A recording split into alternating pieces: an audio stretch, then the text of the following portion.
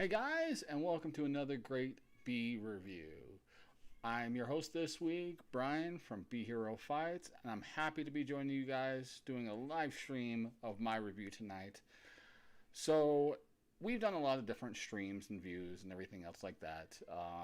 We're trying not to go with all of the super common things right now. So, if you go online to B Hero Media, you'll probably find our other ones of like uh, Black Widow and Fast Nine, all the other ones that we've been seeing lately, as our blog reviews. For this, we're trying to go for something that most everyone's not been watching yet to get you guys a little more out there to see what's available for you.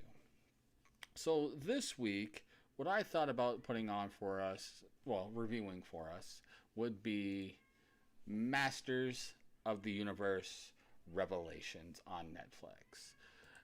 I grew up as an 80s kid, so I grew up with the original He-Man, and I was super excited to see this. I'm also a big fan of the showrunner, who is Kevin Smith. Kevin Smith, of course, everyone knows him for like Mallrats and Clerks and so on, but he is a really good dialogue writer and story writer. If you get rid of all of the crude humor in some of the stories he's written, you can boil it down to some great writing. A prime example is Chasing Amy, which is very great storytelling. And he can do really well in that aspect. With that being said, let's go right into this for the He-Man, He-Man Masters of the Universe uh, Revelations review. So let's start right off with the good. So, for the good, is honestly the story. The story is a fantastic story, and I want to do what I can to be spoiler free, so I'm not going to ruin much of the story with you. But it takes place after the original series from the 80s. So, you don't have to catch up with things, you don't have to see how He-Man got his origin story, things like that. But there are a lot of flashbacks to things from the original series or things that would have taken place during that time. So we're not totally out of the loop of things. Um, Also, the story is not from He-Man's point of view, it's from Teela's point of view, which is quite interesting. What else is good about this is the cast. The voice cast in this is amazing. They got everybody, man. You got Sarah Michelle Gellar playing Teela. You got Lena Headley playing Evelyn. Mark Hamill, of all people, playing Skeletor. You've got Dietrich Bader, Liam Cunningham, Justin Long, Kevin Michael Richardson, Henry Rollins, even. And the original Skeletor is even back in here as well, not voicing Skeletor, but Alan Opperman is in here, Kevin Conroy, Phil Lamar, so many great names. And He-Man himself is played by Chris Wood. If you haven't seen him or don't know the name, if you've seen the CW's Supergirl, he played Mon-El, Superboy, for the couple of seasons. It was the love interest of Kara, excuse me, of that show. He's a great actor. He's done some other voice work, that he's just starting up doing some great stuff now, and he does great in this role too. In fact, all the voice acting is on point. They are all so good. Um, there's not really anything I could say off about the voice acting, save one bit, which I'm going to say for a little bit later, and it's a nitpick. Along with that, again, like I said, the story, the animation's really good. It's only 6 episodes right now, I believe, because they're doing a part one, and I'm going to be doing a part two in a couple of months.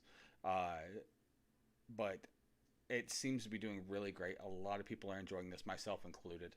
So you guys should totally take a look at this. Now let's go into the bad.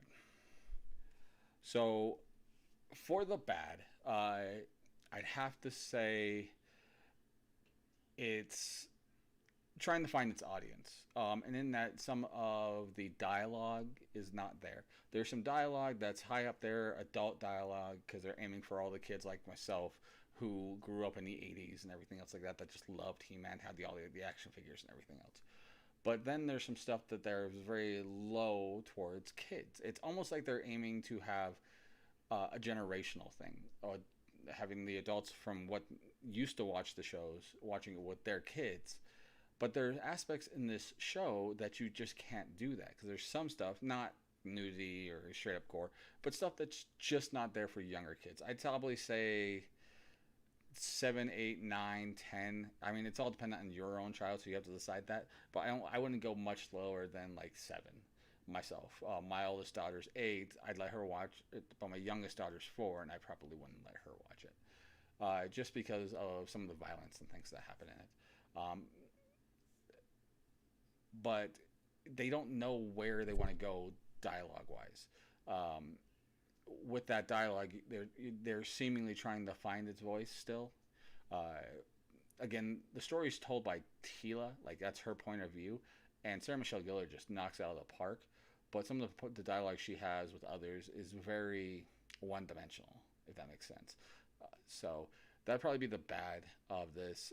And again, this is nitpicking. Most of the dialogue's on point. It's one of those things that kind of takes you out of it. Which brings my score down a little bit on it, but not by much. Now, we're going to do a little ugly on here, ever so slightly, and this is just because it's the one thing that took me out of it the most. Well, there's two things, so we'll kind of both. One is, sadly, Mark Hamill's portrayal of Skeletor. I love Mark Hamill. I do. I think he does great voice work and everything he does. But I have heard him from Batman, all varieties, to so many other characters. He's done voice work as Fire Lord Ozai in the Avatar series, and I only hear in this role for Skeletor is his partake of the Joker from the Batman animated series. Now, I might be a little biased because I just got done rewatching those on HBO Max, so then take it with a grain of salt. But like I said, it's ever so slightly. So every time I'd hear him talk, as much as he did the lines, as great as it was, and everything else, I kind of just heard Joker the whole time. Mind you, that's my Joker. That's who I hear in my voice when I read the comics too. So the other aspect, and again, this is very nitpicky. I like the way that they do the story and tell the story, but because they focus so much on Tila's story, there's non-traditional He-Man Skeletor aspect of this, and you'll see why as you go through. I do like the way that they tell the story, where they're trying to do certain things with certain characters and do some bonding with certain characters that you don't expect. But I don't know, I just felt like they didn't have enough He-Man and Skeletor in this to feel like a Masters of the Universe. And this is not to put down the having the woman lead. In fact, I love this concept. I think it's fantastic. It's just the smallest nitpicky things. Like having to do this, like having to review these things like this, you can't be just like 5 stars every time. You have to find some negative in it.